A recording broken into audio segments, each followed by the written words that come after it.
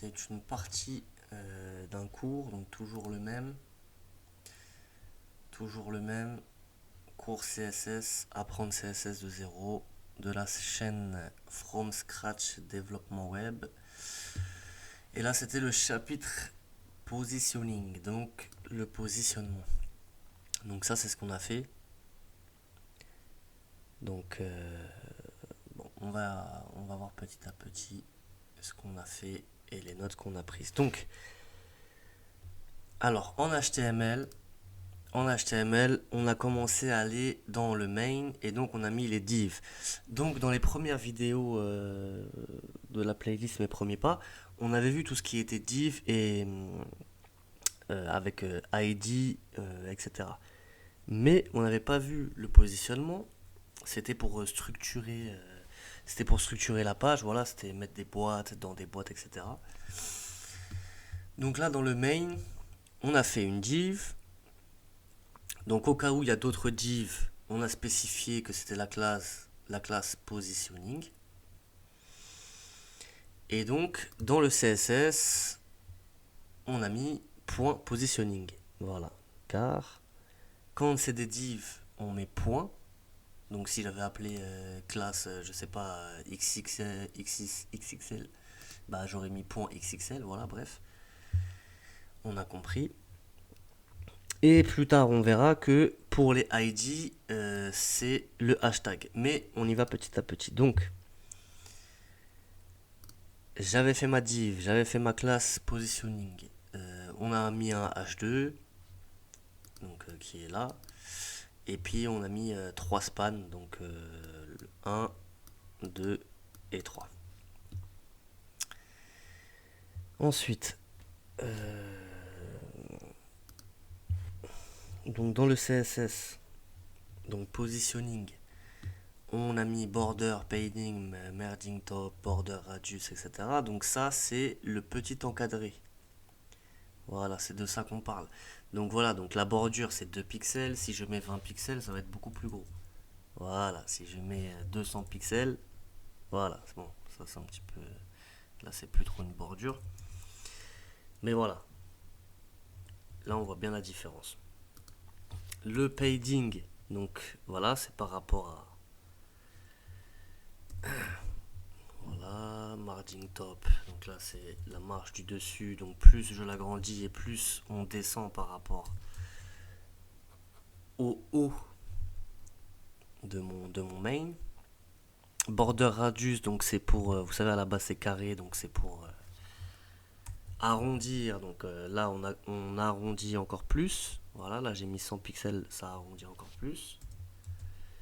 Et puis, position relative. Donc, position relative, ça on va le voir après. Donc là, on a notre comment on appelle ça, notre div, quoi. Là, on a notre div. Donc H2, on a mis 0 de marge pour H2, mais je sais pas si je mets 100. Voilà, bon. J'ai mis 110, mais bon, bref. Donc par exemple, pour faire le petit cercle. Donc là, on a vu que on prend notre span, donc le deuxième là, donc le premier c'est relatif, on va prendre le deuxième. Et donc pour le détacher entre guillemets des autres, on va lui donner un ID. Donc là, on va l'appeler ID circle. Donc vous voyez bien, c'est absolute et c'est le circle. Et donc dans le CSS, on va mettre hashtag circle.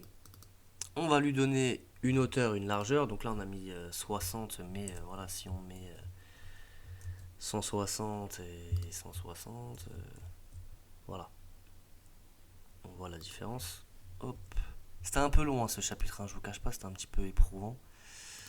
Je vais juste lui mettre un peu plus d'opacité, histoire que ça agresse pas les yeux.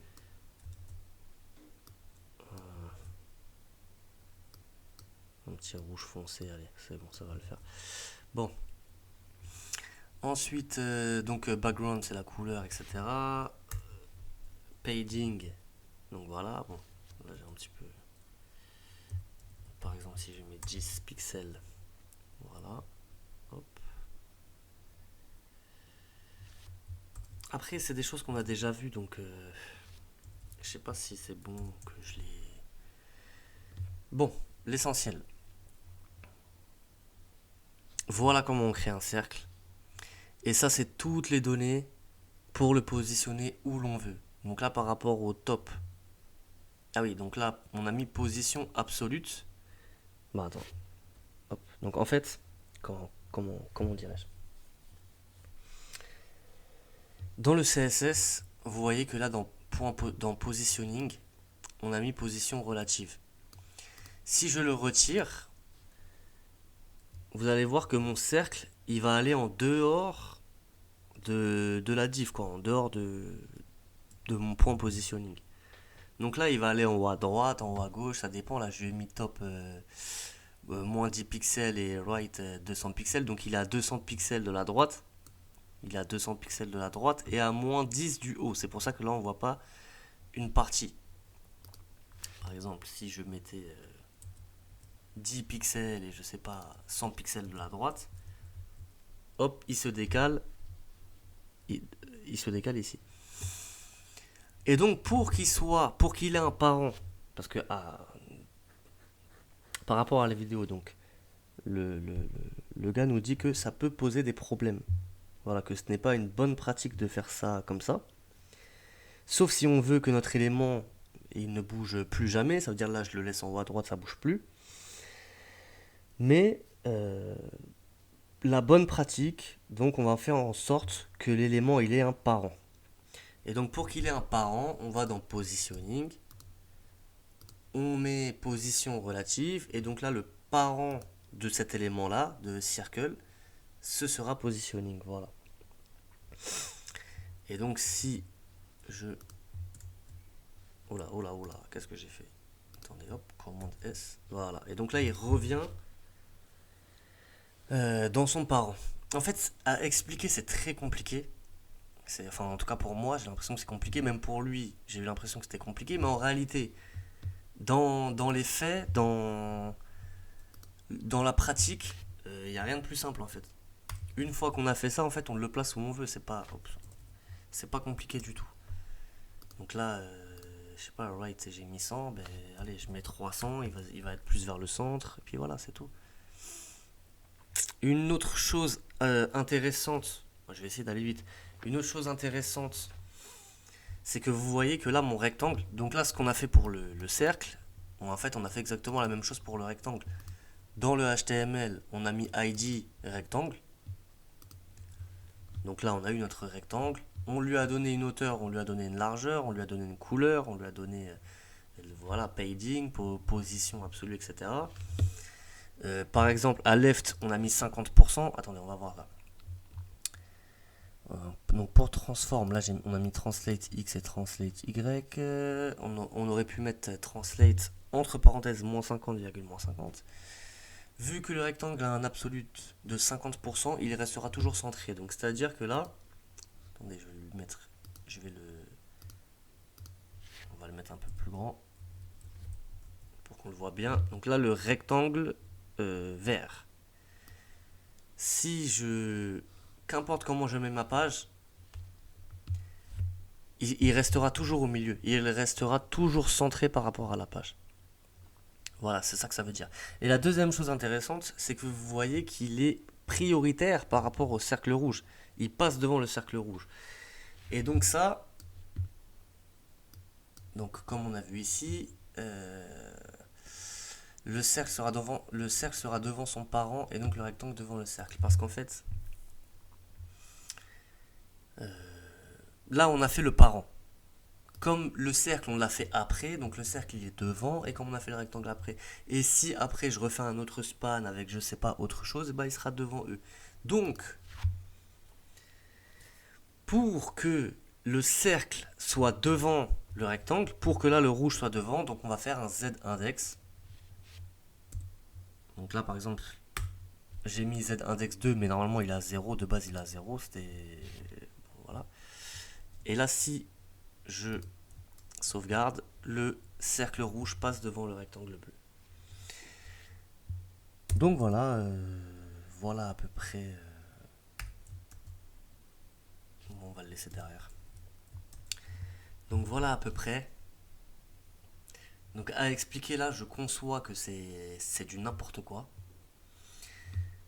On aurait pu mettre un 8TH 25%, il aurait eu 25% par rapport à la taille de son parent. Oui, en fait, à un moment donné, j'ai arrêté de prendre des notes dans mon cahier. Je me suis dit, ben, je vais mettre mes notes directement ici. Voilà, je vais voir, hein, je tente. Peut-être que les prochaines vidéos, ce sera pareil, je mettrai mes notes ici. Et donc, si on met un 8TH à 25%, 8TH 25%, qu'est-ce que ça donne? En fait, le rectangle est 25% par rapport à son parent. Donc là, c'est en largeur, hein, en largeur. Donc là, on peut mettre donc 25, 25, 25, 25. 25, 25, 25, 25. Donc ça doit faire... Donc voilà. Et pour la hauteur, je pense que c'est pareil.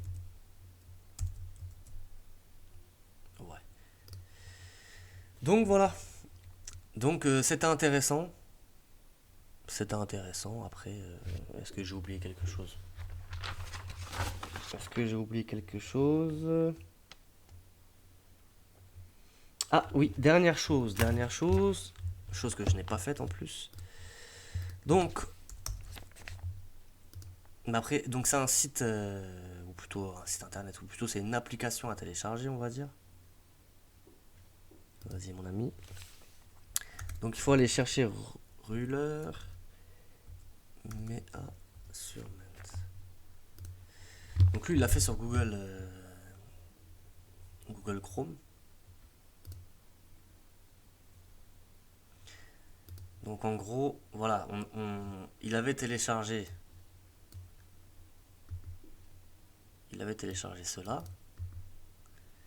Et en fait, ça te permet d'avoir les mesures exactes. Donc pour faire notre padding. Voilà. Pour avoir un padding correct, ça nous permet vraiment de savoir où on en est, exactement comment c'est positionné, etc. Donc je vais le mettre dans les favoris. Bon, je vais le faire après. Mais voilà, en gros, faut le mettre dans les favoris. Et voilà. Voilà comment positionner un élément. Mais après, en fait, je pense que demain, je vais revenir dessus. Je vais me faire des tests. Voilà, je vais essayer de, entre guillemets, m'amuser un peu. Voir ce que ça donne. On va essayer de tester pas mal de choses. Et puis voilà. Donc voilà, c'était le chapitre du positionnement. Bah, c'était pas mal, hein. Petit à petit.